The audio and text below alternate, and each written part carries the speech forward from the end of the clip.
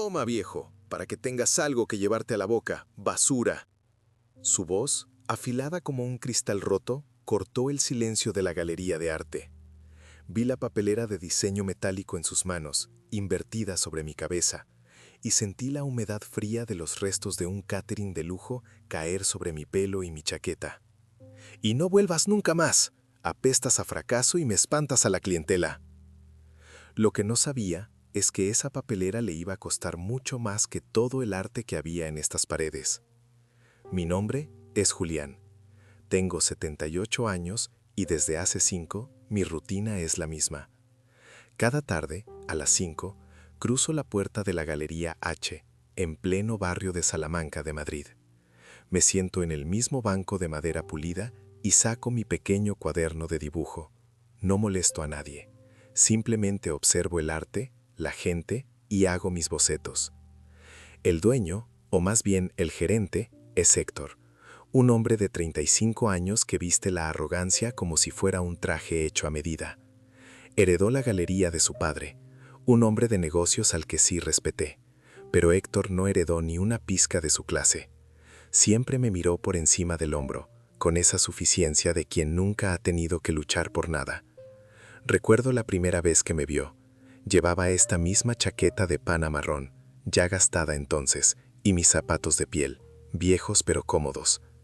Héctor me analizó de arriba a abajo, su mirada deteniéndose en cada arruga de mi ropa. Una mueca de desprecio se dibujó en su rostro de mandíbula perfecta. No dijo nada, pero sus ojos lo gritaron todo. Desde ese día se convirtió en mi sombra vigilante.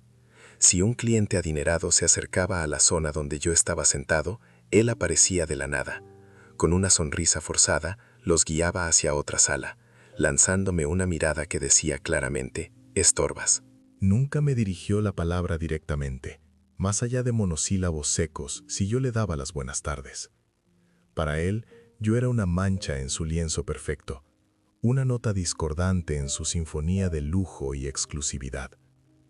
Veía cómo sus clientes llegaban en sus flamantes Porsche Carrera o Mercedes Clase S.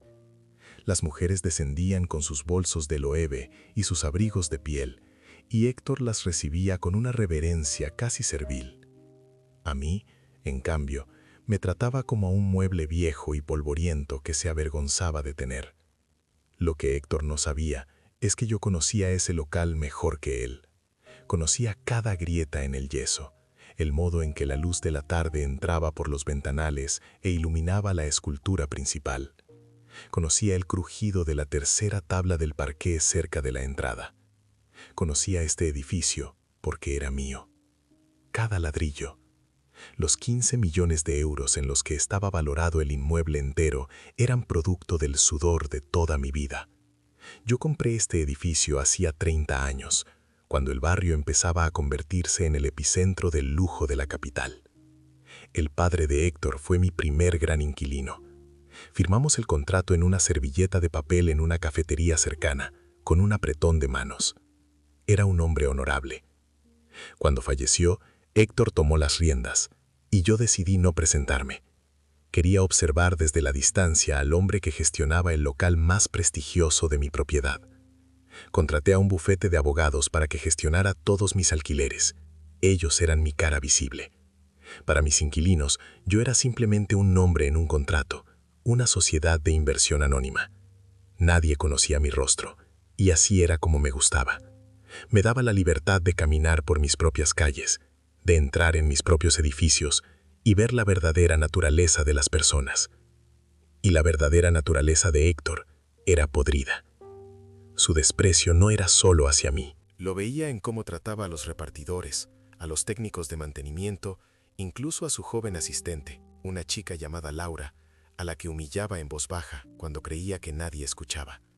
Su mundo se dividía en dos: los que podían comprar sus obras de arte y el resto, a los que consideraba inferiores. Durante 5 años soporté sus miradas, sus suspiros de fastidio, sus gestos de desdén. Cada día yo llegaba, me sentaba y dibujaba. Él me ignoraba o me fulminaba con la mirada. Para mí, se había convertido en un estudio de personaje, un análisis a largo plazo. El contrato de alquiler de la galería vencía en 2 meses, y yo tenía que tomar una decisión, renovar o no. Esa tarde de martes, la galería estaba casi vacía. Llovía a cántaros sobre Madrid, y el sonido del agua golpeando el cristal era lo único que rompía el silencio. Yo estaba absorto en mi cuaderno, dibujando el reflejo de las luces en un charco de la calle. Héctor estaba al teléfono en su despacho de cristal, en el fondo de la sala. No necesitaba oírle para saber que la llamada iba mal. Gesticulaba con violencia, pasándose la mano por su pelo negro perfectamente peinado. Su rostro, normalmente bronceado y sereno, estaba contraído por la ira. Lo vi golpear la mesa con el puño. Su reloj Audemars Piguet brilló bajo los focos. La llamada terminó abruptamente. Colgó el teléfono con tanta fuerza que el aparato saltó sobre su base. Se quedó de pie, respirando hondo, con la mandíbula apretada.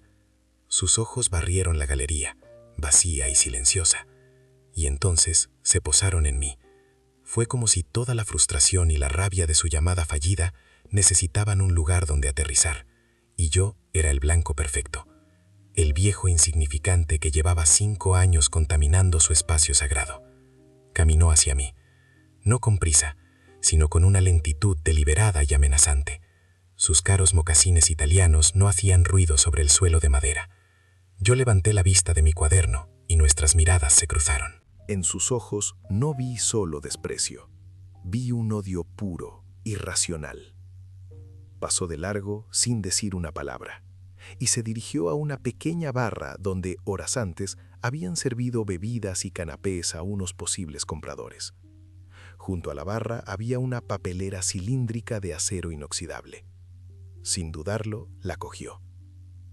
Vi dentro los restos, servilletas manchadas, palillos, algún mini croissant hundido y restos de salmón. Se giró y caminó de vuelta hacia mí. Yo no me moví. Me quedé sentado, mirándole, con el lápiz todavía en la mano. Una parte de mí no podía creer lo que estaba a punto de suceder. Otra parte, la que llevaba 5 años observándole, sabía que era inevitable.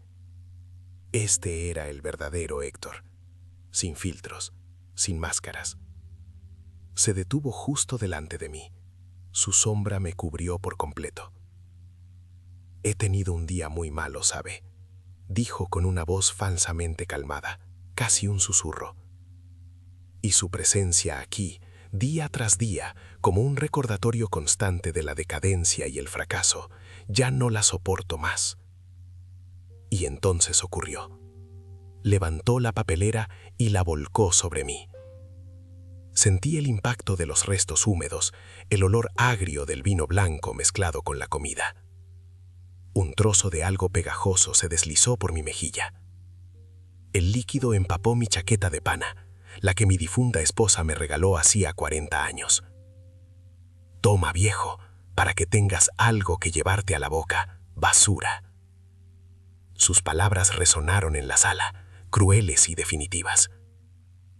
Laura, la asistente, que estaba archivando unos documentos en un mostrador, se llevó una mano a la boca, con los ojos llenos de horror, pero no se movió. Estaba paralizada por el miedo. «Y no vuelvas nunca más», sentenció Héctor, lanzando la papelera vacía al suelo, donde rodó con un estruendo metálico. «Apestas a fracaso y me espantas a la clientela». Me quedé inmóvil, con la basura goteando desde mi pelo blanco hasta mis hombros. No sentí rabia, ni siquiera humillación. Sentí una extraña calma, una claridad absoluta.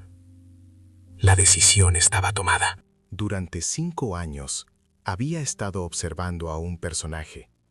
Hoy, el personaje se había quitado la máscara y me había mostrado al monstruo que había debajo. Levanté la mano lentamente, con los dedos temblorosos por la edad, y me quité un trozo de canapé del pelo. El silencio en la galería era total, solo roto por el sonido de la lluvia y mi respiración tranquila. El silencio que siguió al estruendo de la papelera fue más pesado que cualquier grito. El eco metálico se desvaneció, dejando solo el murmullo insistente de la lluvia contra los ventanales. Sentí un fideo frío resbalar por mi sien y detenerse en mi ceja. El olor a salmón ahumado y vino rancio me envolvía, una burla cruel dentro del aire purificado de la galería, que normalmente olía a cera cara y a dinero. Héctor me miraba desde arriba, con el pecho hinchado y una expresión de triunfo salvaje en su rostro. Esperaba una reacción. Esperaba que me encogiera, que llorara, que le suplicara. Esperaba que el viejo decrépito que él veía se rompiera en 1000 pedazos. Pero yo no era ese viejo. Levanté mi mirada y la sostuve, sin parpadear. Mis ojos azules, que han visto guerras y paz, la construcción de fortunas y la caída de imperios personales, se encontraron con los suyos. Su sonrisa vaciló por una fracción de segundo. La falta de la respuesta que esperaba le desconcertó. Para llenar ese vacío, recurrió de nuevo a la crueldad. «¿Qué pasa, viejo? ¿Te comió la lengua el gato o te la llené de basura?» Se rió de su propio chiste, una risa forzada y hueca que no llegó a sus ojos. Fue entonces cuando Laura, la joven asistente, se movió. Había estado congelada junto al mostrador, con el rostro pálido como el mármol. Con manos temblorosas, cogió una caja de pañuelos de papel y dio un paso tímido en mi dirección. «Señor Julián», susurró, con la voz quebrada, «permítame que le ayude». Antes de que pudiera dar un segundo paso, la voz de Héctor restalló como un látigo. «¡Laura, quieta!». Ella se detuvo en seco, como si hubiera chocado contra un muro invisible. «No toques a esa cosa, que se limpia él solo. No quiero que contamines el resto de la galería con su pestilencia». Se giró hacia ella y vi el miedo en los ojos de la chica. Héctor disfrutaba de ese miedo, se alimentaba de él. Ignorando a ambos, comencé a moverme, lenta, muy lentamente. Mis articulaciones protestaron, como siempre lo hacían, pero hoy mis movimientos eran deliberados, metódicos. Primero me quité el trozo de comida del pelo, luego, con la manga de mi chaqueta, la que mi esposa me regaló en nuestra última Navidad juntos, me limpié la mejilla pegajosa. La mancha de grasa que quedó sobre la pana marrón dolió más que el insulto. Héctor observaba cada uno de mis gestos con una mezcla de impaciencia y desprecio. «Vamos, muévase ya, lárguese. Tengo que llamar a alguien para que desinfecte este banco», señaló con un gesto de la cabeza hacia la puerta, como si estuviera echando a un perro callejero. Su impaciencia crecía. La escena no estaba saliendo como él la había planeado en su cabeza. Apoyé mis manos en mis rodillas y me preparé para levantarme. En mi regazo, mi viejo cuaderno de dibujo descansaba, milagrosamente intacto, aunque con algunas salpicaduras en la cubierta de cuero. Fue en ese preciso instante, mientras mi cuerpo se enderezaba con la lentitud de mis 78 años, cuando el cuaderno se desequilibró. Sucedió como en cámara lenta. Vi cómo se deslizaba por mi pierna, cómo la esquina golpeaba el borde del banco y cómo eso lo hacía abrirse por el aire. Cayó al suelo, no con un golpe seco, sino con el suave susurro de las páginas al pasar, y quedó allí, abierto, sobre el impecable parqué de roble. La página por la que se había abierto no era un simple boceto del paisaje urbano, era un estudio que había hecho la semana anterior, una reinterpretación personal de una de las obras más famosas de Joan Miró, un artista que siempre me fascinó. No era una copia, sino un diálogo con su estilo. Los colores primarios, las líneas negras y gruesas, las formas oníricas. Y en la esquina inferior derecha, como hacía en todos mis dibujos personales, estaba mi firma, una simple J. Héctor bajó la vista, primero con fastidio, como si el cuaderno fuera una pieza más de la basura que yo había traído. Pero su mirada se detuvo, se quedó fija en la página abierta. Vi cómo sus cejas, perfectamente perfiladas, se fruncían ligeramente. Como galerista, como hombre que se jactaba de reconocer un Basquiat a 20 metros, su cerebro procesó la imagen al instante. «Pero, ¿qué?», empezó a decir, pero la frase murió en sus labios. Se agachó un poco, sin doblar del todo las rodillas, como si temiera ensuciar su traje de lino. Sus ojos se entrecerraron, escudriñando las líneas, los colores. La arrogancia de su rostro fue reemplazada por una confusión genuina. No cuadraba. El dibujo era demasiado bueno, demasiado profesional. El estilo era inconfundiblemente deudor de un maestro. Laura también miraba el cuaderno desde la distancia, con una expresión de asombro. Probablemente ella pensaba como Héctor, que yo solo dibujaba garabatos sin sentido para matar el tiempo. Héctor dio un paso más cerca, ahora sí, inclinándose por completo. Su costoso reloj Audemars Piguet casi rozó el suelo. Estiró una mano como para tocar el papel, pero se detuvo a medio camino. El pánico comenzó a reemplazar a la confusión en su cara. Un dibujo de esa calidad no pertenecía al cuaderno de un viejo indigente. Su mente, entrenada para tasar y valorar, estaba en cortocircuito. «Esto», dijo, con la voz extrañamente ronca. «¿De dónde has sacado esto?» Su tono ya no era de desprecio, sino de acusación. «¿Lo ha robado? ¿Es una falsificación?» Estaba buscando una explicación lógica, una que mantuviera intacto su universo ordenado, donde él estaba en la cima y yo en el fondo. No respondí, me limité a mirarle, de pie, con restos de comida en mi chaqueta y una calma glacial en mi interior. Dejé que el silencio y la imagen del dibujo hicieran todo el trabajo. Vi cómo su mirada saltaba del cuaderno a mi rostro y de vuelta al cuaderno. Estaba intentando conectar dos ideas imposibles: el anciano cubierto de basura y el trazo de un artista consumado. La ecuación no le salía. Recordé una conversación con su padre, muchos años atrás. Estábamos cerrando el primer contrato de alquiler. Me dijo: «Julián, en el mundo del arte, el valor no está en la obra, sino en la firma que hay detrás. La gente no compra un cuadro, compra un nombre». Héctor había aprendido solo la mitad de la lección. Valoraba las firmas, los nombres como Chanel o Rolex, pero era incapaz de ver el valor en un ser humano si no venía con la etiqueta de precio adecuada. «Le he hecho una pregunta», espetó, recuperando un ápice de su autoridad perdida. Su voz, sin embargo, tembló ligeramente. La duda ya se había instalado en él, una grieta en la fachada de su soberbia. Me agaché con esfuerzo, haciendo crujir mis rodillas. Con una mano recogí mi cuaderno del suelo. Lo cerré con cuidado, pasando el pulgar por la cubierta para limpiar una mancha de mayonesa. Lo sostuve contra mi pecho. Era mi única posesión valiosa en ese momento. No por su contenido, sino por lo que representaba. Me enderecé de nuevo y le miré directamente a los ojos. No dije nada. No hacía falta. Porque en ese instante, por primera vez en 5 años de verme casi a diario, Héctor me miró. De verdad me miró. Y el terror que vi nacer en sus ojos fue el principio de su fin. El terror en los ojos de Héctor era un espectáculo fascinante. Era el pánico puro de un hombre cuyo universo, tan cuidadosamente construido sobre cimientos de soberbia y desprecio, empezaba a temblar. Su mente, que funcionaba como una calculadora de precios y estatus, no podía procesar la información que tenía delante. El viejo, la basura, el dibujo. Las piezas no encajaban, y la disonancia estaba a punto de romperlo. «Conteste», repitió, su voz un octavo más alta, teñida de una desesperación que no pudo ocultar. «¿Es robado? Claro, lo ha robado de algún sitio y ahora viene aquí a...» Se detuvo, sin saber cómo terminar la frase. ¿A qué venía yo? ¿A restregarle en la cara un boceto robado? La lógica de su acusación se desmoronaba mientras la pronunciaba. Yo permanecí en silencio. Sostuve su mirada y dejé que el pánico creciera en él, que regara la semilla de la duda que mi cuaderno había plantado en el suelo de su galería. En ese momento, no sentía la necesidad de defenderme ni de explicarme. Durante 5 años, él me había juzgado sin conocerme. Ahora era su turno de enfrentarse a la cruda ignorancia de sus prejuicios.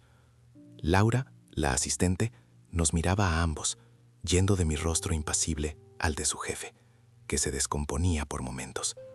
Parecía una espectadora en un partido de tenis silencioso y mortal. Su lealtad estaba con el hombre que le pagaba el sueldo, pero su humanidad, su decencia, estaba de mi lado. Lo vi en la forma en que sus manos se retorcían, en la compasión que luchaba por salir en su mirada. Fue entonces cuando un suave tintineo rompió la tensión. El sonido de la campanilla electrónica de la puerta principal. Un sonido que Héctor normalmente asociaba con la llegada de dinero, con un cliente que aparcaba su BMW Serie 7 en la puerta. Pero esta vez El sonido parecía una sentencia. Los tres nos giramos hacia la entrada. Un hombre de unos 50 años, alto y con el pelo plateado en las sienes, estaba de pie en el umbral, cerrando un paraguas negro. Vestía un traje gris oscuro de corte impecable y llevaba un maletín de cuero.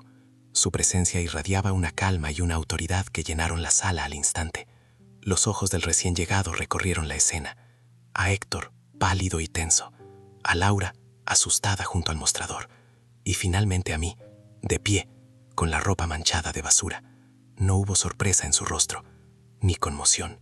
Solo un ligero endurecimiento de su mandíbula. Caminó hacia nosotros, sus zapatos de piel haciendo un sonido decidido y rítmico sobre el parqué. Se detuvo a un par de metros y se dirigió directamente a mí, ignorando por completo a Héctor. «Don Julián», dijo, con una voz serena y respetuosa que pareció hacer vibrar el aire. «Disculpe la tardanza, el tráfico en la calle Serrano estaba imposible». La palabra «don» golpeó a Héctor como una bofetada. Vi cómo su cuerpo se tensaba, cómo su cabeza giraba bruscamente de mí al abogado y de vuelta a mí. La confusión en su rostro era total. Era como ver a un ordenador intentando resolver una ecuación imposible. La palabra «don» no encajaba con el viejo cubierto de basura. Héctor dio un paso al frente, interponiéndose entre el abogado y yo. Intentaba recuperar el control de su territorio. «Disculpe, ¿quién es usted? La galería está cerrada al público en este momento». El abogado, a quien yo conocía como el señor Vargas, ni siquiera se molestó en mirarle directamente. Sus ojos seguían fijos en mí, con una expresión de preocupación profesional. «¿Se encuentra usted bien, don Julián?». Antes de que yo pudiera responder, Héctor insistió, su voz ahora cargada de una falsa autoridad que sonaba a pánico. «Le estoy hablando a usted. ¿Quién es este hombre?». Vargas finalmente giró su cabeza lentamente y posó sus ojos en Héctor. Su mirada era fría, analítica. «Mi nombre es Alejandro Vargas. Soy el representante legal del propietario de este inmueble». La palabra propietario colgó en el aire. Héctor parpadeó. ¿El propietario? ¿La sociedad de inversión? Tenía una reunión con ellos la semana que viene para discutir la renovación. Una chispa de esperanza apareció en sus ojos. Quizás este era un enviado. Quizás podía arreglar el desastre de su llamada fallida y de paso deshacerse de mí. «Perfecto, pues dígale a sus jefes que tengo un problema con un vagabundo que se niega a abandonar mis instalaciones y que además parece estar en posesión de arte robado». Vargas escuchó pacientemente, sin interrumpir. Cuando Héctor terminó, una sonrisa casi imperceptible, helada, se dibujó en los labios del abogado. «Creo que hay un malentendido, señor». Hizo una pausa dramática, dejando que el peso de sus próximas palabras se acumulara. «Yo no trabajo para ninguna sociedad de inversión. Trabajo para él». Vargas me señaló con un leve gesto de la cabeza. El mundo de Héctor se detuvo. Lo vi en sus ojos. El color desapareció de su rostro, dejándolo con un tono ceroso, enfermizo. Su boca se abrió ligeramente, pero no salió ningún sonido. Miró a Vargas, luego a mí. Sus ojos se movieron frenéticamente, buscando una salida, una negación, algo a lo que aferrarse. Vargas continuó. Su voz tranquila era ahora un martillo que demolía la realidad de Héctor. «Don Julián es el propietario, no de esta galería, de este edificio, de cada ladrillo, desde los cimientos hasta el ático». Héctor dio un paso atrás, tropezando ligeramente. Se apoyó en una de las paredes blancas e inmaculadas, manchándola con la mano. La mancha pareció horrorizarle tanto como las palabras que acababa de oír. «Y en cuanto a la renovación», prosiguió Vargas, abriendo su maletín de cuero, «esa era de hecho la razón de mi visita hoy. Don Julián ha estado evaluando su gestión durante los últimos 5 años para decidir si le concedía otros 10 de alquiler. Sacó una carpeta. El valor actual del inmueble, para que conste, es de 15 millones de euros. 15 millones de euros. El número resonó en la galería. Era una cifra que Héctor podía entender. Era el lenguaje que él hablaba. Pensé en el cliente que esperaba, el que tenía un Ferrari aparcado en su mansión de La Moraleja, al que Héctor esperaba venderle una escultura por una fracción de esa cantidad. Todo su mundo de porcentajes y comisiones se encogió hasta volverse insignificante ante esa cifra. Héctor se deslizó por la pared hasta quedar casi sentado en el suelo. Su traje de lino, que antes parecía una armadura de éxito, ahora colgaba de él como la piel de un hombre derrotado. Se llevó una mano a la cara. Escuché un sonido ahogado, una mezcla entre un sollozo y una arcada. «No, no puede ser», susurró al suelo. El viejo, todos los días, levantó la cabeza y me miró, y por primera vez no vio a un estorbo, ni a un fracasado. Vio al hombre que tenía el poder de destruirlo con una sola firma. Vio al dueño de su futuro. El terror que había visto nacer en sus ojos antes, ahora era un abismo sin fondo. Con la poca dignidad que me quedaba, cubierto de restos de comida, di un paso adelante. Vargas se apartó para dejarme pasar. Caminé hasta quedar frente a Héctor, que seguía en el suelo, encogido. Me miraba como un niño mira a un monstruo en la oscuridad. Laura, desde el mostrador, se cubrió la boca con ambas manos, sus ojos desorbitados por la revelación. La verdad era más extraña y terrible que cualquier cosa que hubiera podido imaginar. Héctor empezó a balbucear. «Por favor, señor don Julián, ha sido un error, un terrible error. He tenido un mal día, la presión, yo no sabía. Si lo hubiera sabido». Sus palabras eran huecas, patéticas. No se disculpaba por la humillación. Se disculpaba porque había humillado al hombre equivocado. Su arrepentimiento no nacía de la decencia, sino del miedo a las consecuencias. Y eso era lo más triste de todo. Me agaché, con mis viejas rodillas protestando, hasta que nuestros ojos estuvieron casi al mismo nivel. El olor a basura se mezcló con el de su cara colonia. Lo miré fijamente, dejando que mi silencio le dijera todo lo que las palabras no podían. Él había construido su vida sobre un pedestal de apariencias, y yo estaba a punto de quitárselo de debajo de los pies. Estando agachado, casi cara a cara con Héctor, el mundo pareció reducirse a ese pequeño espacio entre nosotros. Podía ver el sudor brillando en su frente, como sus ojos, antes tan llenos de soberbia, ahora suplicaban con un terror animal. Sus excusas seguían brotando, un torrente de palabras sin sentido que solo buscaban tapar el abismo que se había abierto a sus pies. Un mal día, repetía como un mantra. Cualquiera puede tener un mal día, don Julián. Usted es un hombre de mundo, lo entiende. La presión de este negocio, los inversores. Intentaba encontrar un terreno común, apelar a una supuesta camaradería de hombres de negocios que él creía que compartíamos. Pero el único negocio que yo había visto hacerle en 5 años era el de pisotear a los demás para sentirse más alto. Me mantuve en silencio, dejando que sus palabras se ahogaran en la tensión de la sala. Levanté una mano, no para ayudarle, sino para detener su torrente de excusas. Él se calló al instante, su boca quedó entreabierta. «Héctor», dije. Mi voz sonó rasposa, desacostumbrada a hablar en esa galería. Era la primera vez que pronunciaba su nombre. El sonido pareció sorprenderle tanto como a mí. Durante 5 años he venido aquí cada tarde. He visto cómo trataba a sus clientes más ricos, a esos que llegan en sus flamantes Aston Martin y hablan de sus mansiones en Sotogrande. Les sonreía, les adulaba, les ofrecía champán. Hice una pausa, asegurándome de que cada palabra se asentara. Y también le he visto a usted.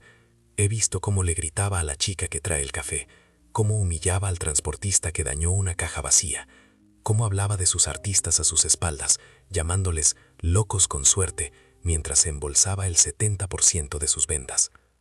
Su rostro se contrajo. Cada palabra era un clavo más en su ataúd. Estaba exponiendo no solo el incidente de hoy, sino el patrón de comportamiento que yo había observado pacientemente durante media década. «Hoy no ha tenido usted un mal día, Héctor», continué, mi voz tranquila pero firme. «Hoy simplemente ha sido usted, sin filtros, sin público al que impresionar. Ha mostrado la persona que es cuando cree que nadie importante le está mirando». Se arrastró un poco hacia atrás, como si mis palabras le quemaran. «No». Eso no es verdad. Yo respeto el arte, respeto a la gente. Usted no respeta el arte, le interrumpí, esta vez con un filo de acero en mi voz. Usted respeta las etiquetas de precio. Un cuadro para usted no es belleza ni emoción. Es un activo, un nombre en un catálogo. Si este boceto, dije, levantando ligeramente el cuaderno que sostenía contra mi pecho, hubiera estado en un cuaderno sucio firmado por un nadie, lo habría pisado sin mirar. Pero como le recordó al estilo de Miró, su cerebro vio un posible cheque. Eso es lo único que vio. La verdad de mis palabras le golpeó con la fuerza de un golpe físico. Dejó caer la cabeza, derrotado. La fachada se había derrumbado por completo, dejando al descubierto al hombre pequeño y asustado que había debajo. Me levanté lentamente. Mis huesos crujieron en protesta. Miré a Vargas, mi abogado. Él entendió mi mirada. Abrió la carpeta que había sacado de su maletín. El contrato de alquiler de la Galería H, anunció Vargas, con una formalidad lapidaria.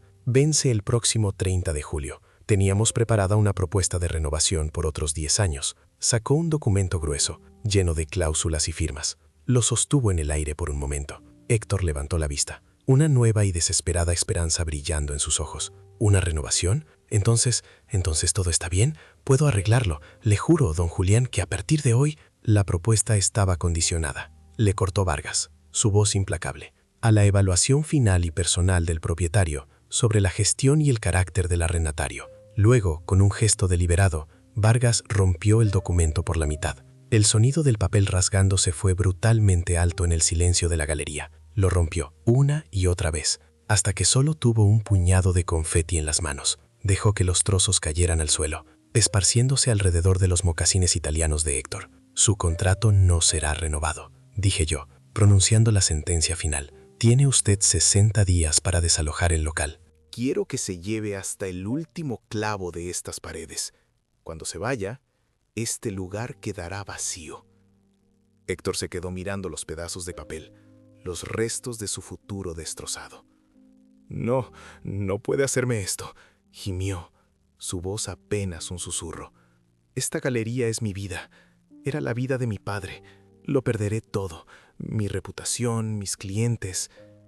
Su padre era un hombre diferente, respondí, y en mi voz había una nota de genuina tristeza. Él construyó esto con pasión y respeto. Usted lo ha convertido en un escaparate para su ego. La reputación que le preocupa no es la del negocio, es la suya. Los clientes que teme perder no son amantes del arte, son su pasaporte a un círculo social que cree merecer. Me giré, dándole la espalda. El acto de humillarle más no me producía ningún placer, solo una profunda melancolía. Había esperado, en algún rincón de mi corazón, que el hijo del hombre que yo respetaba tuviera algo de la nobleza de su padre. Me había equivocado. Caminé hacia Laura. La chica seguía petrificada detrás del mostrador, con lágrimas silenciosas corriendo por sus mejillas. Me detuve frente a ella. Era joven, probablemente en su primer trabajo importante.